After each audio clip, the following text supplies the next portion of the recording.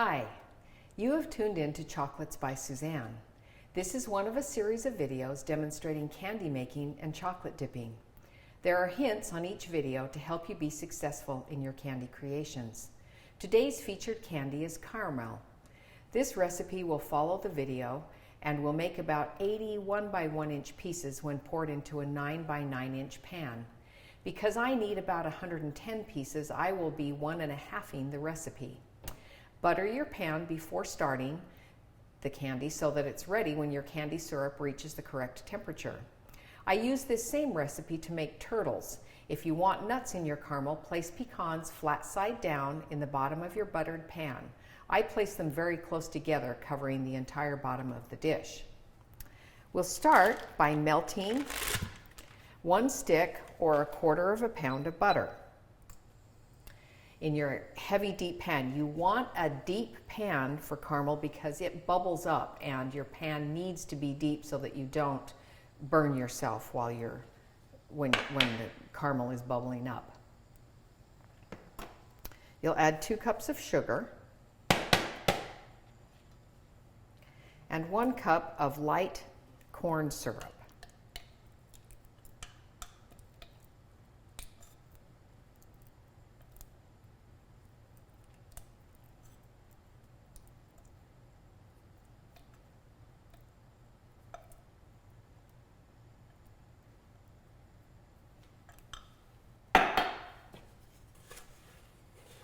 You'll want to stir all of this together until it's melted and starts to boil.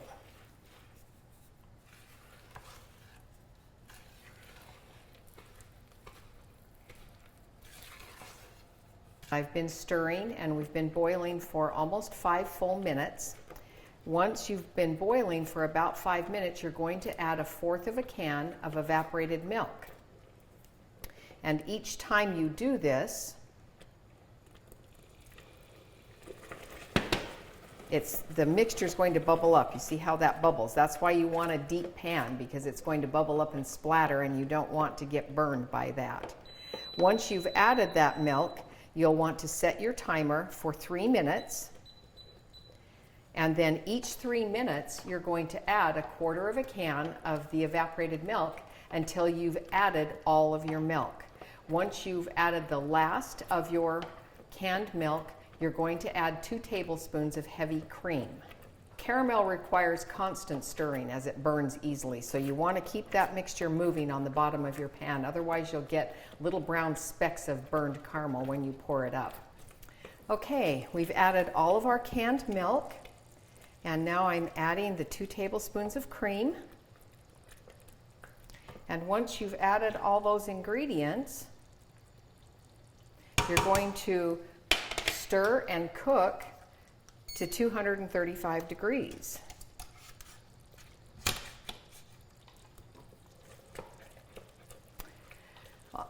As I've stated in previous videos, you need a really good, accurate candy thermometer.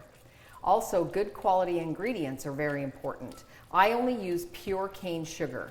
It boils at a higher temperature and lessens the chance for sugar crystals. If your candy ends up with a grainy texture, it could be the type of sugar that you're using.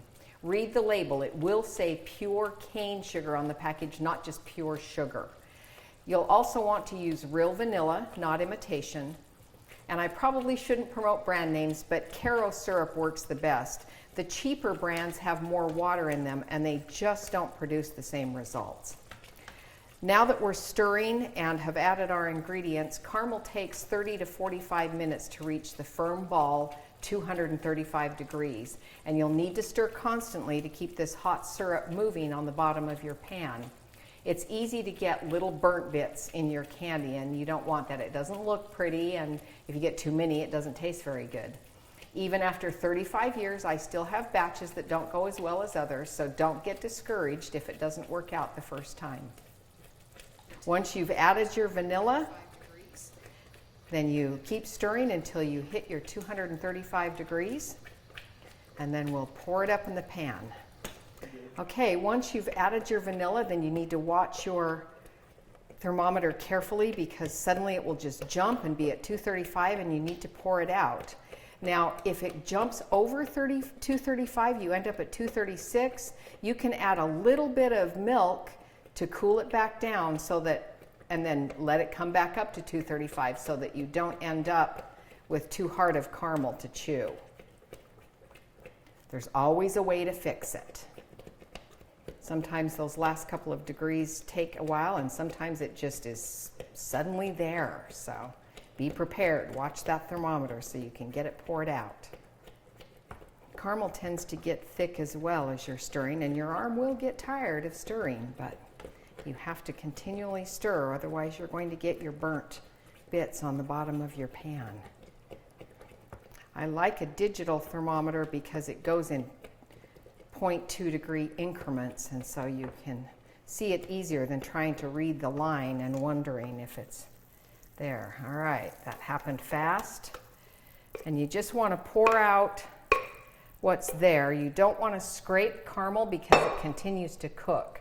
So I get a buttered dish to scrape out the extra.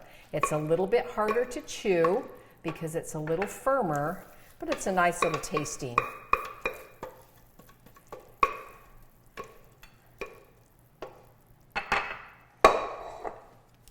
This will take overnight to cool before you can cut it. And you can cut it into your 1 by 1 inch squares, or if you want larger ones, that's okay too. You can do whatever you like.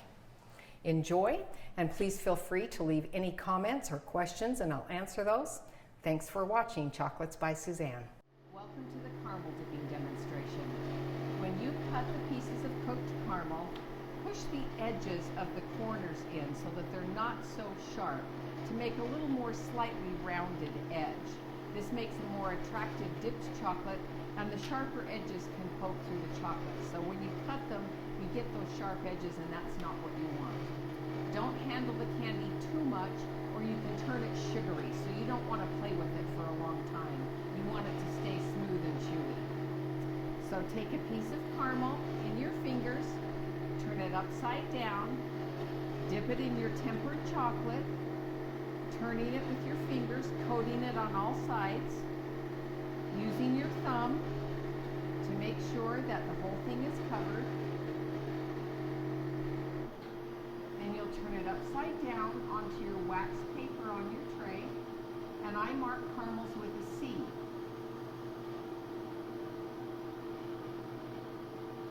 And I drip it from my little finger and then make the other part of it curly with my thumb. So let's try that again. This takes some time and practice to get it the way you want it. And you'll want to do it kind of like how you would make a C with if you were using a pen or a pencil. Let me show you a few more.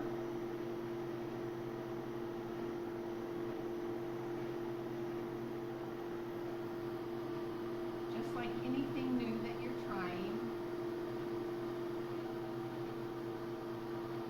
it takes time and effort, and you'll get better as you go along. It took me many years to perfect my markings.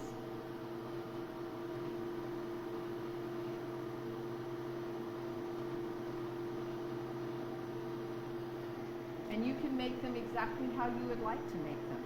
They don't have to follow any kind of a pattern. If you notice, most candy companies have markings for their specific types of chocolates. I think a C is pretty universal for caramels, but different companies use different markings for their chocolates. And it's more so that you know what you have and you can tell people what you have, because not everyone will recognize them anyway.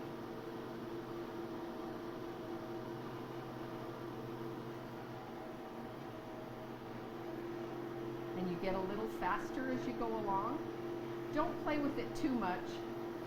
The more you try and erase it and do a new one, the sloppier it tends to get.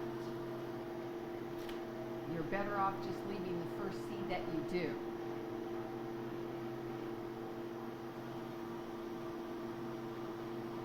Set that one down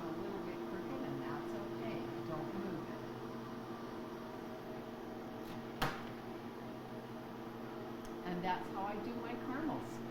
Thanks for watching.